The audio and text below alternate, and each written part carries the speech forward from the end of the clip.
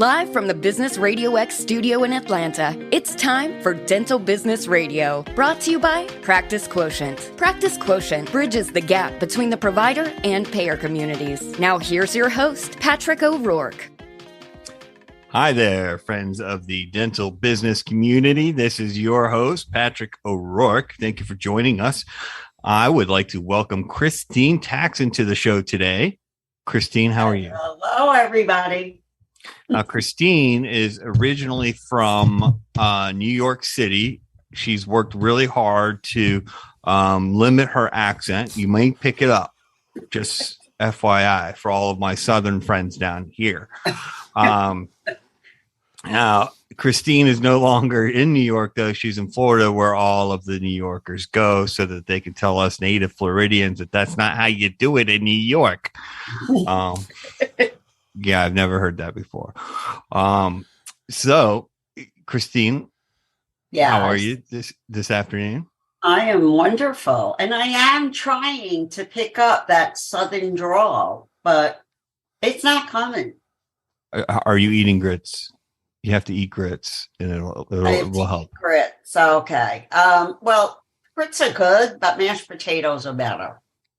For breakfast? For any meal. Mm-hmm. I say keep an open mind. Okay, I'll keep an open mind. Yeah. But it's, like I come off harsh and rough and abrasive, and Southern women come off sweet and honey-like. But they're more dangerous than people like me. Okay? Is that right?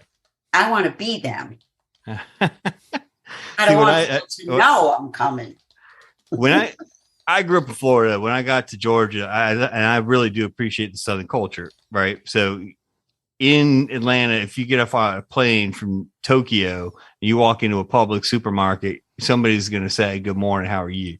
And if you don't say good morning back, then you're the weird one, right? Mm-hmm. Now, in New York and where I'm from in Tampa, that does not happen, right? So people are like, "Good morning." You're like, "I don't know you." And so it took me a little bit of getting used to. So down here or up, in Georgia, I said, "Look, I'm very direct," because when I first got here, people were like, "Well, you sure don't beat around the bush, do you, boy?" And I'm like, "Don't." In New York, like saying how you're doing, people get upset. They're like, "Yo, why are you wasting my time? Just get to the point."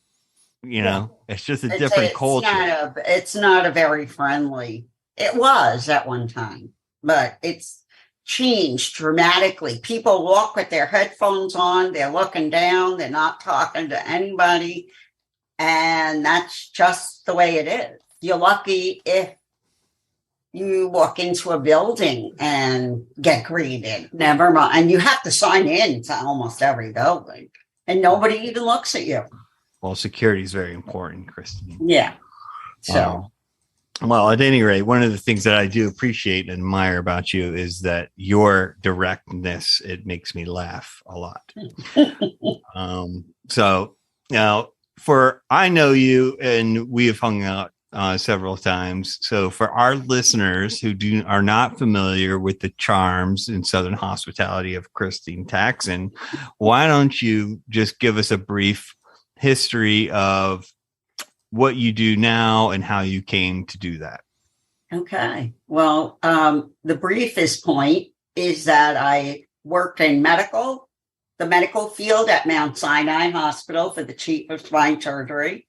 I've worked in dental since I was about 16 as a part-time job. And then later on married a dentist. So, of course, I kind of combined both worlds when I decided to start dental medical billing.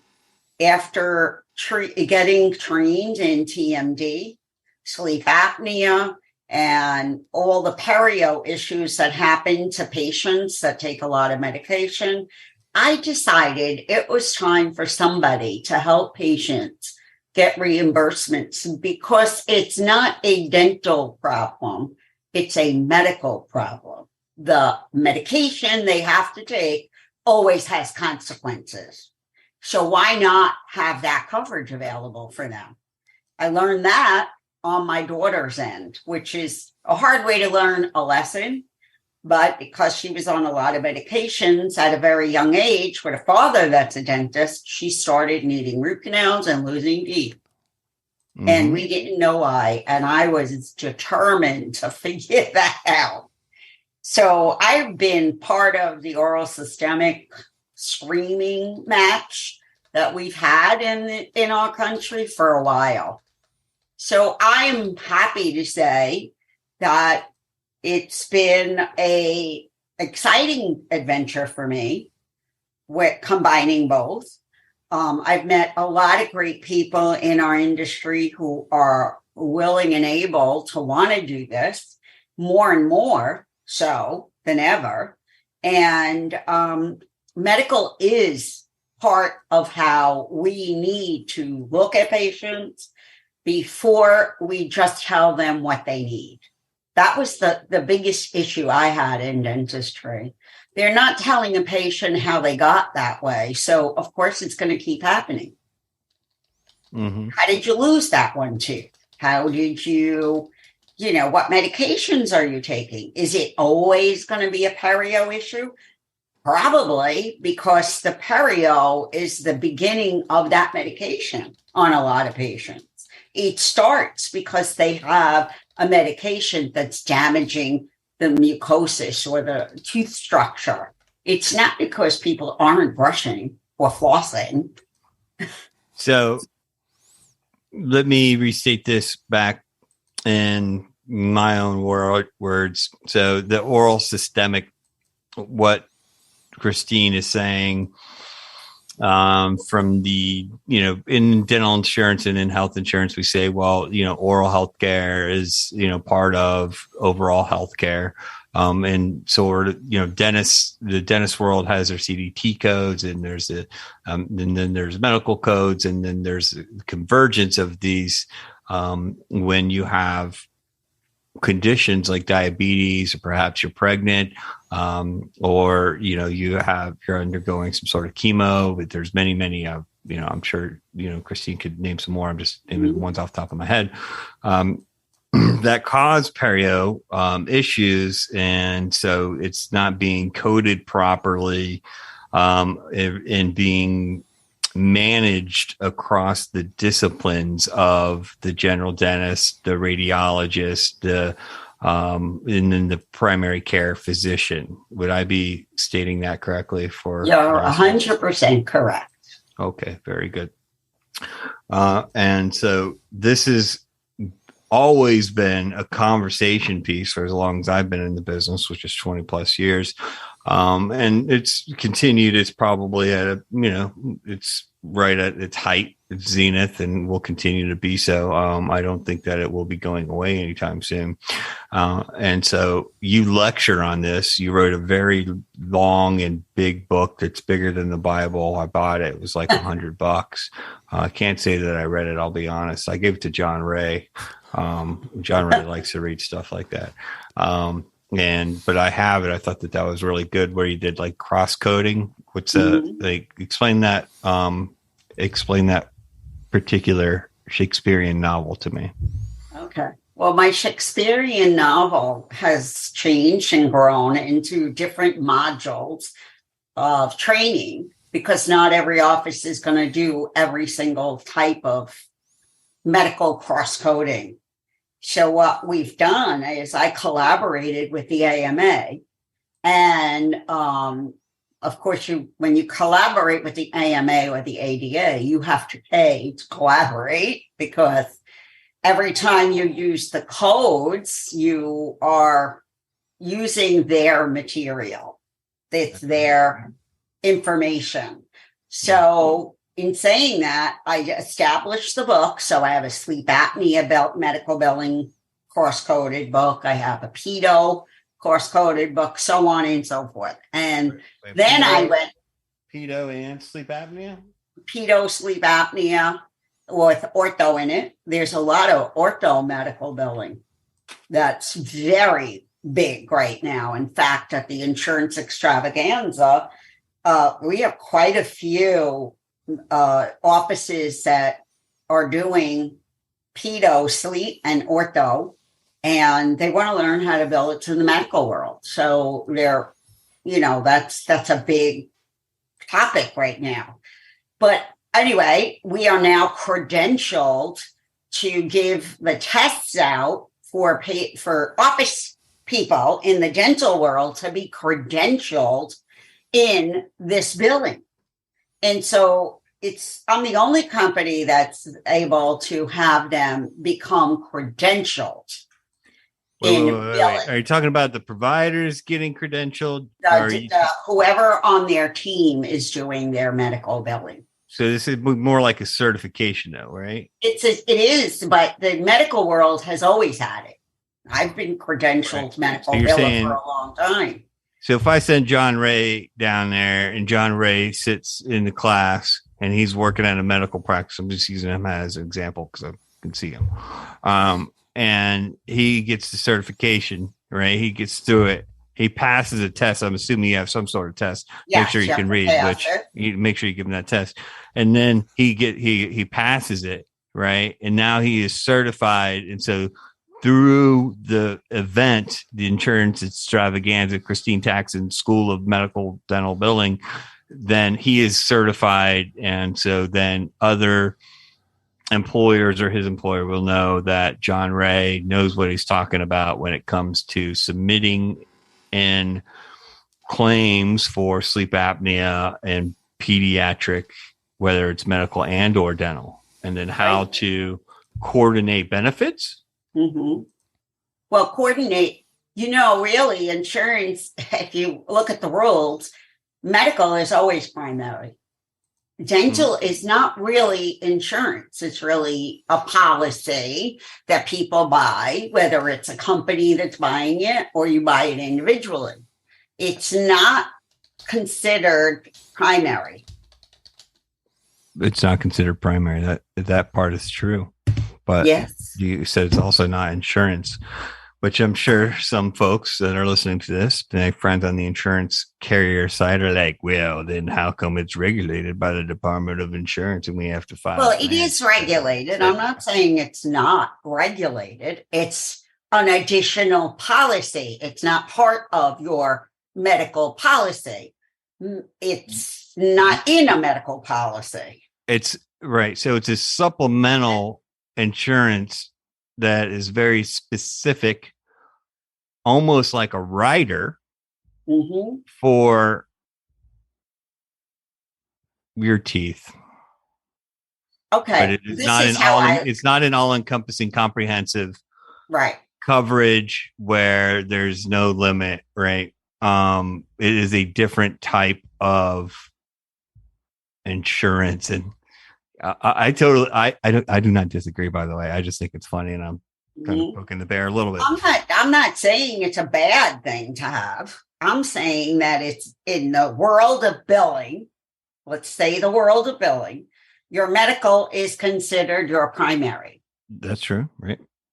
And then, so by billing medical in the world of dental treatment, we've been told we can't. But that's not true. There are laws on the books that allow a DDS, a DMD, an oral surgeon, all of these to be able to bill because it's actually considered a discrimination of a patient not being able to submit their insurance claim to their medical.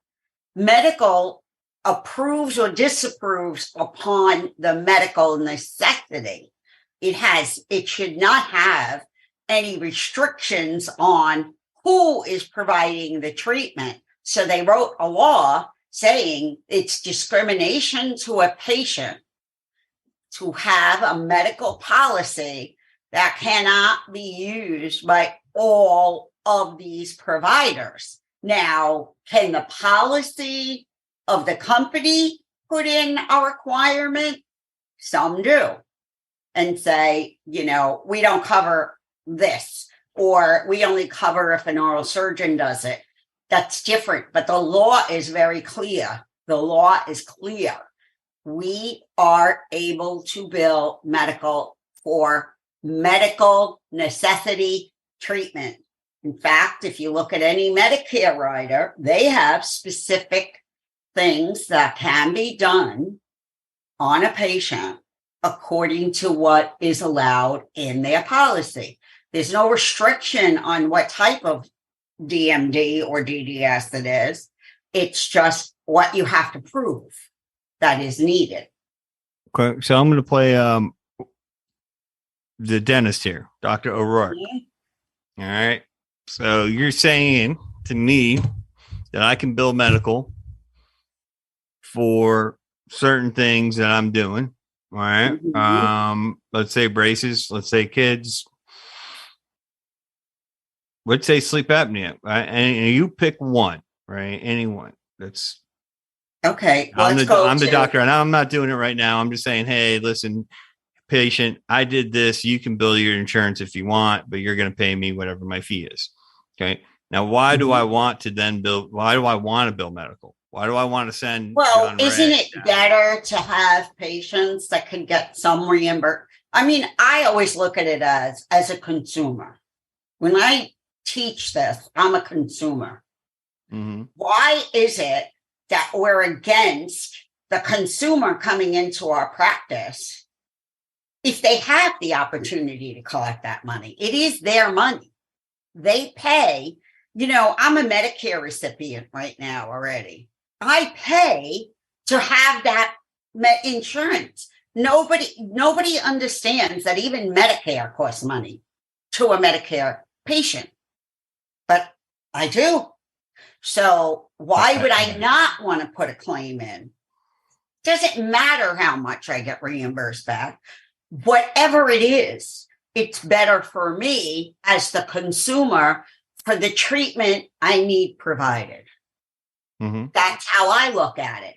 So I'll ask doctors that say to me, well, I'm an out-of-network doctor and everything.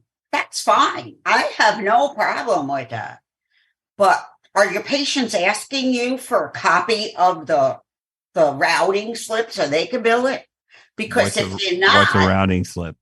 Well, around, the list of codes, and it has to have his information because they can't bill it without it. Once he's giving them that information, they're allowed to bill it on their own. So it's not even the doctor that has to do the work, but he has to give them the information to be able to bill it, which includes his NPI number, which is how you can't get paid without the doctor's information. He is obligated to share that. In fact, you could go online and look up your doctor's NPI number. Would anybody not? I mean, so whenever a patient wants to bill, they don't even need the doctor's approval. So wouldn't you rather know who's billing medical? That's what I say to a doctor. And what does the doctor say? They still don't understand.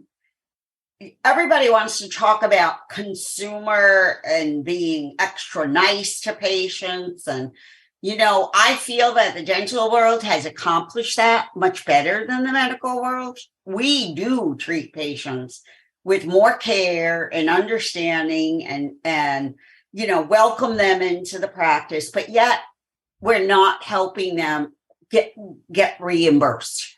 Well, to be fair, I think that this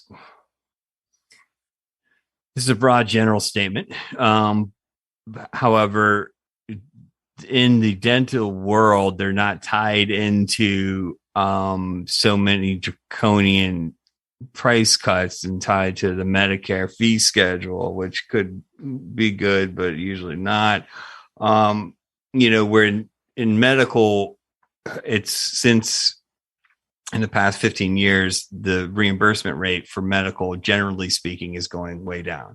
And so unless you've joined an ACO somewhere that can protect your interests, that will keep it the same, it'll go down.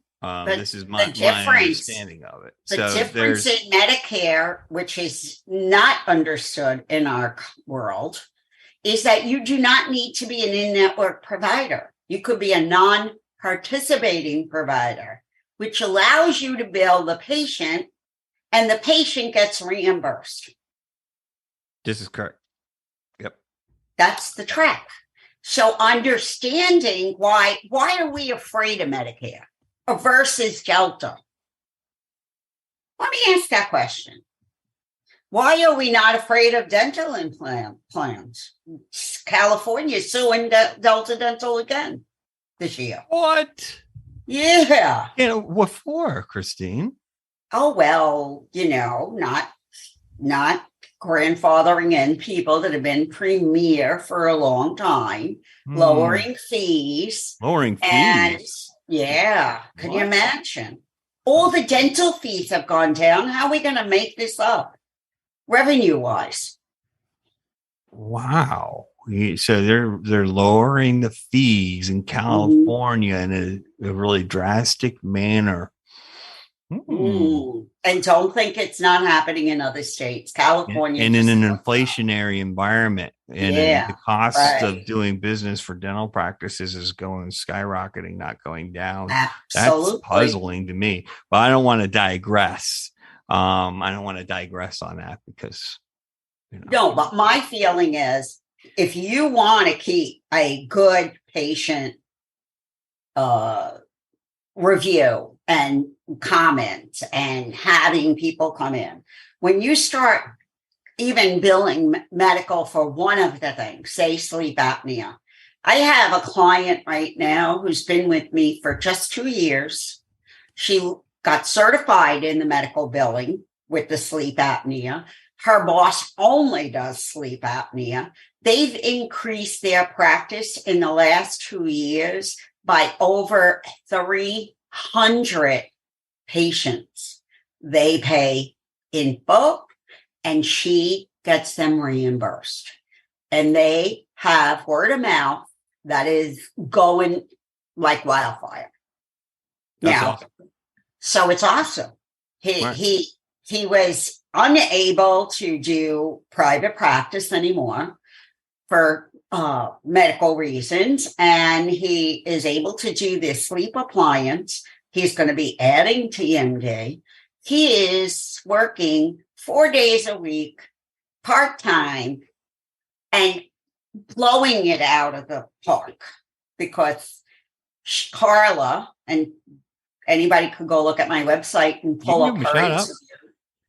She grew that practice in 2 years enormously. She's learned how to do everything with us. She's complimented us. He's complimented us. She'll again be at the Insurance Extravaganza, which I have her coming as a kind of participant, because hearing those stories helps people understand why I think that in improving your abilities to do more for patients isn't about coffee. It's about helping them get the reimbursement, because things are expensive through the roof in everybody's pocket. And this will help patients understand the need for treatment and what we could do to help them achieve that goal. Amen. Financially. So let's talk. You mentioned extravaganza, and that sounds very, very exciting. And I know it's in Orlando. Yep. And unfortunately, I cannot get down there this year. I know. I was going to do that, but I wanted to be sure to. Why don't you help explain to me and to John Ray, because he loves parties like that, and to all of our listeners out there in the dental business listener land, which includes folks from all parts of the dental business industry.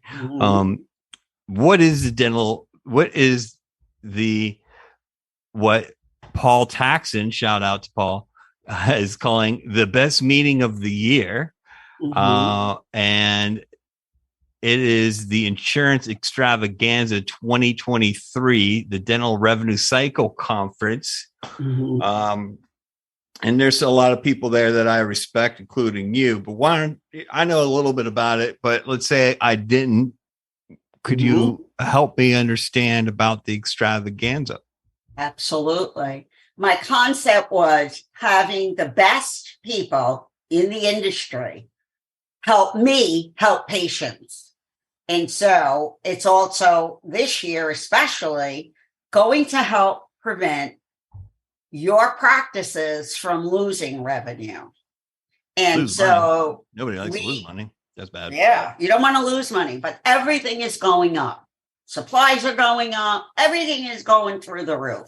Look at the salaries that people are asking if you could get somebody to work. I get this complaint. We have a great lineup of people that are going to speak about revenue cycle and the success of managing that. We're going to have people understanding from a DSO's perspective, because this is another issue in our country. We think we're competing with a DSO. We're not competing with a DSO. We can learn from DSOs as a private facility or a practice with 3. That's how I look at it, because collaboration is the key to success. You cannot be successful without other important people in our industry. I don't know what these people do every day, because it's not what I do, but it's as important as learning how to bill correctly, because without it, you can't track it. So revenue is going to be a big part of our discussions, how to track it, what to look for, and not to compete in the world of DSO. There's no competition. There's reasons why they can make money in a downturn year, because they have better buying power. They have completely trained team members. They add whatever needs to be added, and they educate continuously. And some of the private practices still do not understand that concept of constant education. So that's the mornings. And in the afternoons, we're going to have sessions where they can individually choose what they want to learn, whether it's more dental coding, whether it's Medicare, whether it's sleep apnea billing or ortho billing, oral surgery billing. So we have a gambit of courses that could help everybody learn how to do this. And, you know, my partner in crime, Teresa Duncan, you know, she is going to do industry trends for the new year and what's happening, which will help explain why learning how to code better, even if it's just dental, and obtaining more benefits is going to be so important. And I'm going to be teaching the systemic infection extra benefits in the dental world that was added, because the importance of it is not just do you have coverage, but how do we help those patients stay healthier? Mm-hmm. So believe it or not, our job in the oral world is, how do you help a diabetic pH level stay at a better area? Well, we have to see them more often. And most brilliant, think about it, diabetics can have an amputation or lose their eyesight. And we're telling the world, yeah, your oral cavity is where the pH level goes up and down, and we don't have any benefits for you. They had no choice but what goes in. And I'm grateful to the dental companies for adding those benefits for those patients. So now they could be seen 4 times a year. They have more benefits. Mm-hmm. So thank you, dental insurance companies. We do appreciate you. Shout out. Yes. So we could do maybe the major cleanup of patients, bone grafting and implants, whatever, if we have to on a patient. But you don't want to do that until they're healthier.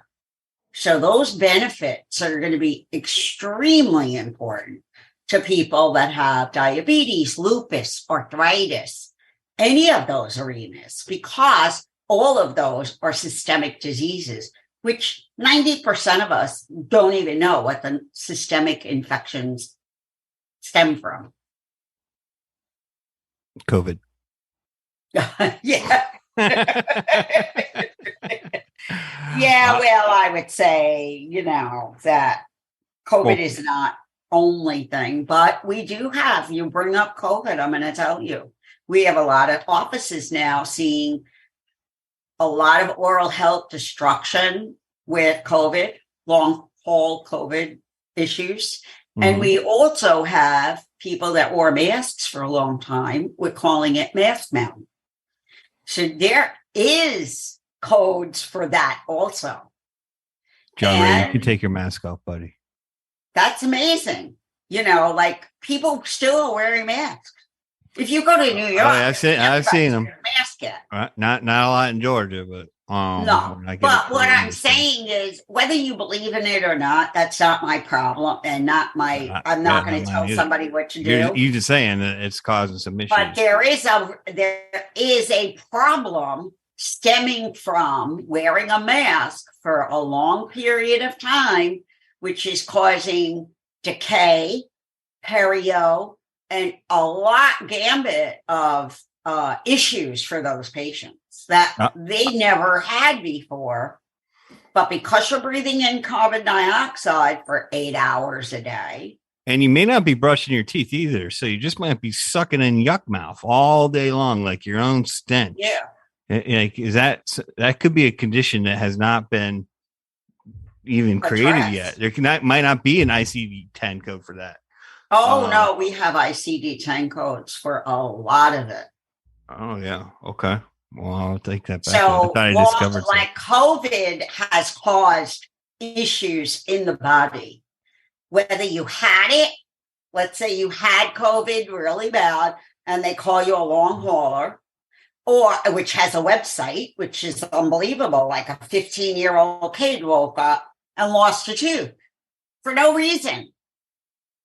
Really? Or people that are wearing masks for a long period of time. When you breathe in your own oxygen all day, it turns to carbon dioxide. You get bad breath, which is you are eating with pulling up a mask, eating, pulling down a mask, chewing. Of course, there's like a lot of damage being done to the oral cavity. So we're seeing more decay and more perio due to those combinations of things. That's interesting.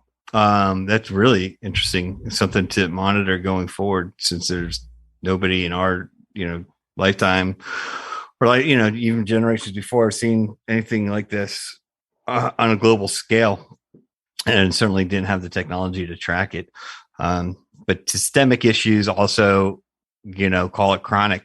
So most of the healthcare expenses in this country are tied to chronic conditions like diabetes, right? And so how do we bend the healthcare cost curve when you take this conversation and take it from a micro perspective, in a dental practice, and bring it out to the macroeconomic view of healthcare in this country. I'll just speak about, because that's really what I know, but as a whole.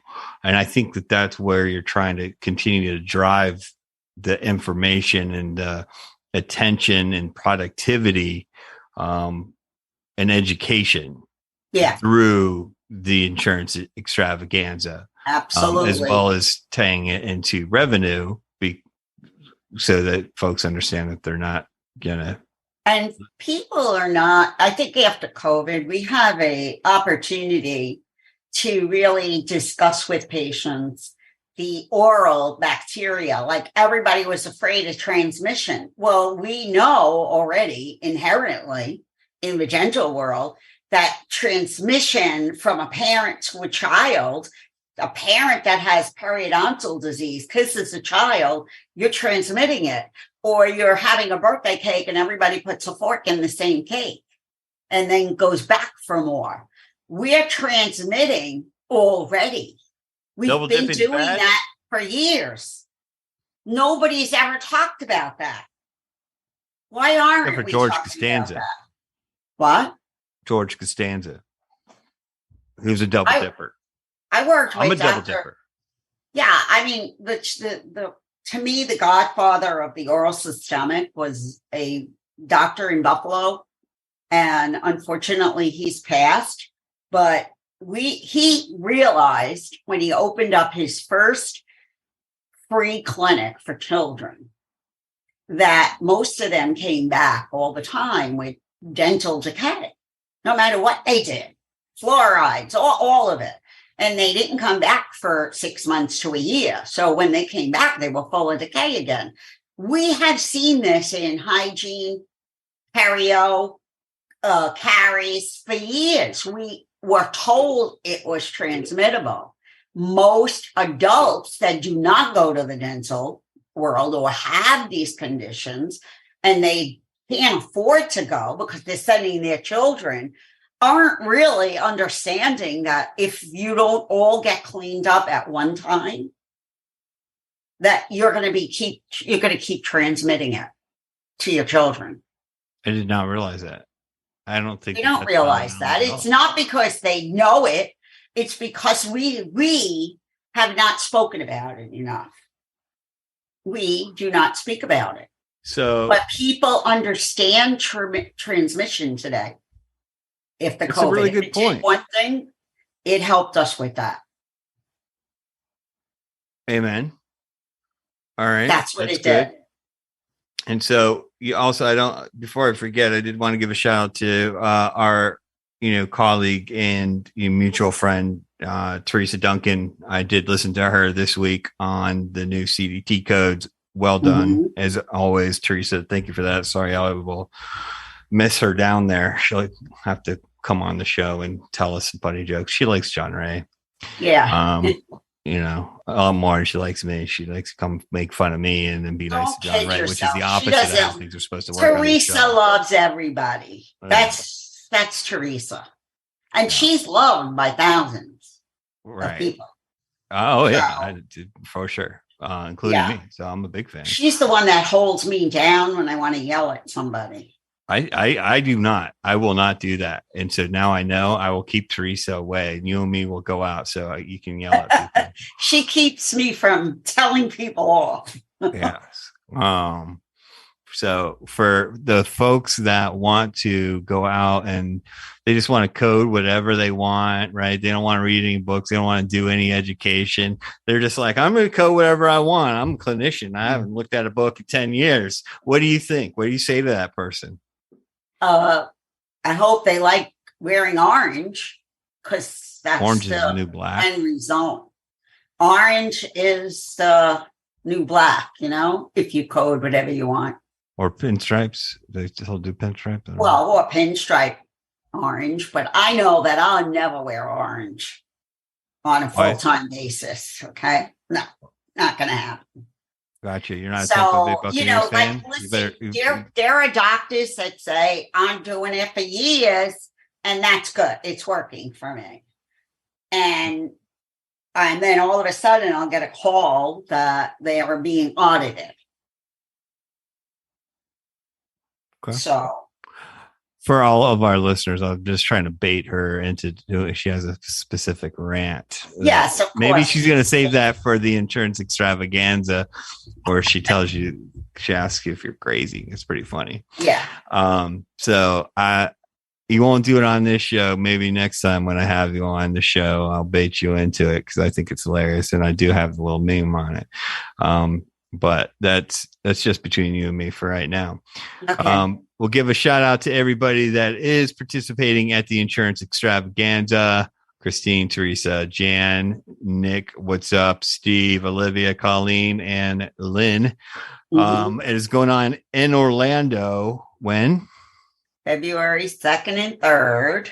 February 2nd and 3rd this year. No, 3rd and 4th. Sorry. 3rd and 4th. I'm terrible. That's okay. In Sheridan, Lake Monte Vista. And the weather is perfect. Perfect weather. Awesome. Perfect weather. Well, if people want to find out more, how do they do that?